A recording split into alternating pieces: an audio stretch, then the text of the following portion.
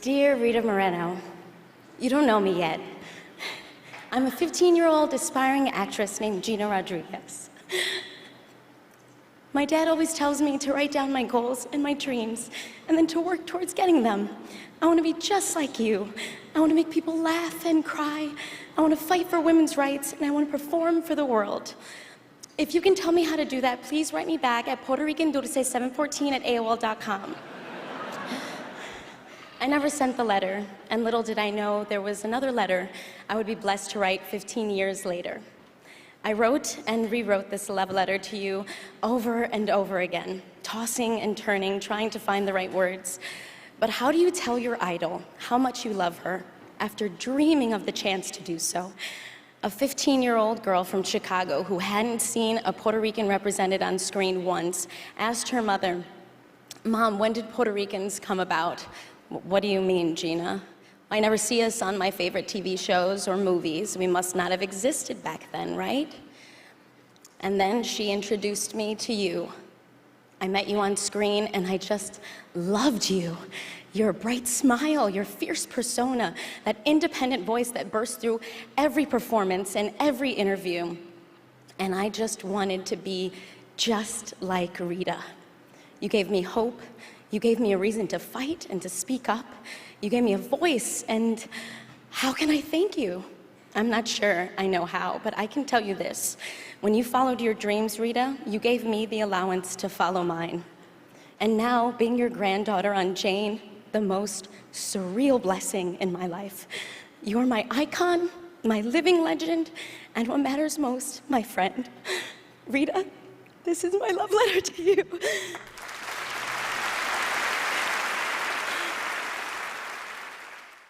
Hi, Gina.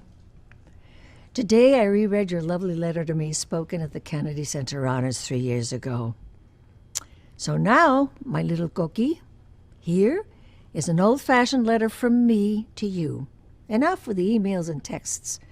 I am from an era of paper and pen. Throughout my career, of all the roles I've played, there is one which had no director, no script, no notes given. There wasn't even an audition.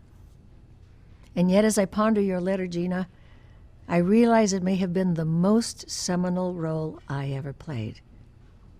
In your letter, you say, "Rita, you gave me hope, and you gave me a reason to fight and to speak up. You gave me a voice when you followed your dreams, and you gave me an allowance to follow mine." Well, true confession, I never set out to be a role model, a hero, a legend. I was merely a frightened Latina girl lost in the maze of Hollywood, operating in survival mode. You know, in my day, I had no role models. No coach, no publicity team. The only way I knew to survive was by being true to myself.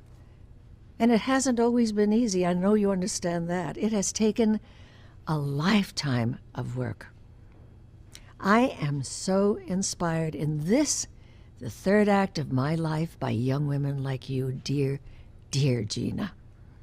You too are a dreamer, but not only for your career, but for so much more. You are young, you are wise, you're able to see our community and its potential, and you have chosen to inspire your generation to do the same. Watching you, a Latina, navigate our business, and with such confidence and grace, you go, girl. We Latinos have extraordinary histories and stories that need telling. It is so encouraging. It's no longer a job of the few of us, but a passion for so many of us. In just a few years, my dear, young Latinas will look up at their screens with hope in their eyes and say, "I want to be just like Gina Rodriguez." Come to think of it, I think they already do. Con muchísimo cariño and love, me, Rita.